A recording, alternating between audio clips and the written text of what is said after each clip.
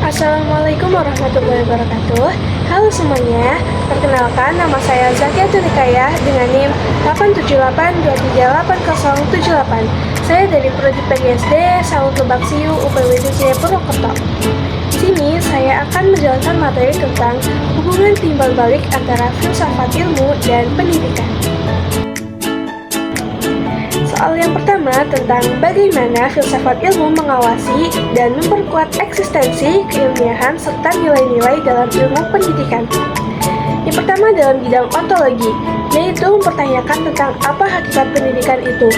Filsafat ilmu memastikan bahwa ilmu pendidikan memiliki objek kajian yang jelas. Tanpa pengawasan ini, ilmu pendidikan rentan dianggap sekadar cabang dari psikologi atau sosiologi. Yang kedua dari bidang epistemologi, mempelajari tentang bagaimana pengetahuan tersebut diperoleh, mempelajari sumber serta validitas pengetahuan ilmiahnya. Filsafat ini menguji metode-metode tersebut secara ilmiah melalui metode penelitian yang valid, sistematis, dan dapat diuji ulang. Yang ketiga dalam bidang aksiologi, yaitu mempelajari tentang nilai, tujuan, dan dampak dari ilmu pengetahuan. Filsafat ilmu mengawasi dan memastikan ilmu pendidikan tetap moralitas dan beretika. Yang kedua, bagaimana pendidikan yang bermakna dan bernilai turut memperkuat perkembangan filsafat ilmu. Dalam membangun pendidikan yang bermakna dan bernilai, maka pendidikan harus difokuskan pada kedalaman pemahaman, bukan sekedar hafalan, dan memiliki nilai yang dapat membangun pembentukan karakter siswa, serta mengembangkan pemikiran terhadap teori dan praktik pendidikan. Yang ketiga, mengapa filsafat ilmu dapat disebut sebagai pisau analisis, yaitu ontologi, epistemologi, aksiologi dalam membedakan persoalan-persoalan pendidikan. Filsafat ilmu disebut sebagai pisau analis karena memiliki 3 mata pisau atau 3 aspek pendekatan yang sangat tajam untuk menguliti persoalan pendidikan, yaitu ontologi, epistemologi, dan aksiologi. Yang pertama, ontologi, yaitu hakikat atau objek apa yang sebenarnya sedang kita bahas. Yang kedua, epistemologi, yaitu cara, metode, dan proses mendapatkan kebenaran atau ilmu tersebut. Yang ketiga, aksiologi, yaitu nilai, kegunaan, dan dampak moral dari ilmu tersebut.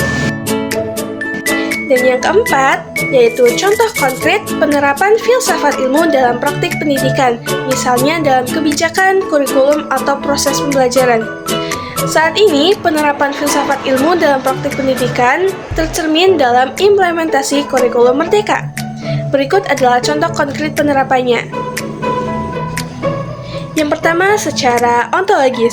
Kurikulum Merdeka memandang hakikat peserta didik bukan sebagai objek pasif, melainkan sebagai individu yang merdeka dan aktif.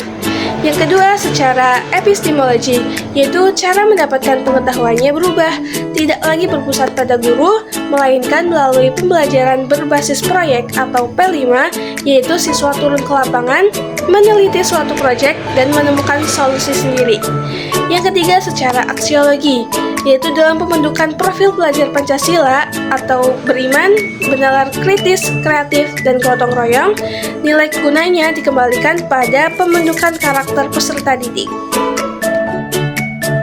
Nah, dari 4 pertanyaan tersebut, kesimpulannya adalah peran penting filsafat ilmu bagi pendidikan adalah sebagai dasar berpikir kritis dan sebagai kompas atau penentu arah agar dapat menghasilkan pendidikan yang bermakna, ilmiah, dan bermanfaat bagi kehidupan.